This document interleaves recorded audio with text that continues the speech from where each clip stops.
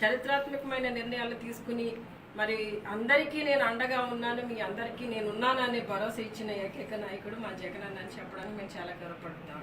ఈ రోజున ఈయన చేస్తున్న పనులు, ఈయన ఇస్తున్న మంచి పరిపాలన చూసి చాలామంది మా నాయకులు ఇన్స్పైర్ అయ్యి మరి చాలా ఉత్సాహంగా పాల్గొనడానికి, ప్రతి ఒక్కరికి కూడా అన్ని అందాలన్న మంచి ఉద్దేశంతోనే మరి మా నాయకులు పనిచేస్తున్నారు. ఈ రోజున మరి ముఖ్యంగా మా టౌన్ నుండి, కొవ్వూరు పట్టణం నుండి అక్షయపాత్ర రవీంద్ర గారు మరి చక్కగా ప్రతి కార్యక్రమంలో కూడా ఆయన ముందుండేవారు.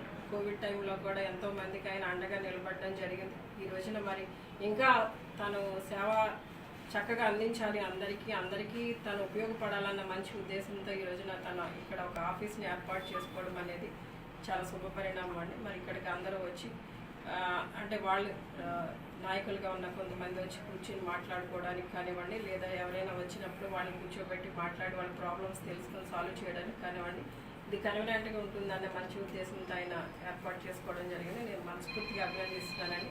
ప్రతి ఒక్కరు కూడా తమ తమ వార్డులో ఈ విధంగా ఏర్పాటు చేసుకుని ఆ వార్డులో ఉన్న ప్రతి ఒక్క మరి ప్రజానికాన్ని కానివ్వండి, కార్యకర్తలు కానీ ఇబ్బందులు తెలుసుకుని మరి వాళ్ళందరూ కూడా ఈ విధంగా ఆదర్శంగా రవీంద్ర గారిని ఆదర్శంగా తీసుకుని చక్కగా మరి పార్టీ ఆఫీసులు ఏర్పాటు చేసుకుని చక్కగా మరి జగనన్న అందిస్తున్న మంచి పరిపాలనని మన గ్రౌండ్ లెవెల్ వరకు ప్రతి ఒక్క లబ్ధిదారుడికి చేరే విధంగా చర్యలు తీసుకునే విధంగా ఉంటే బాగుంటుంది అనేది నా ఆలోచన.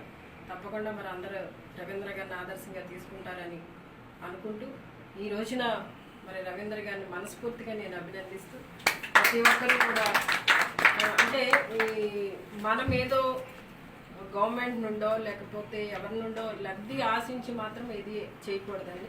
మనస్ఫూర్తిగా నిస్వార్థంగా ఈ విధంగా సేవాభావంతో ముందుకు వెళ్తేనే పార్టీ కూడా స్ట్రెంథన్ అవుతుంది.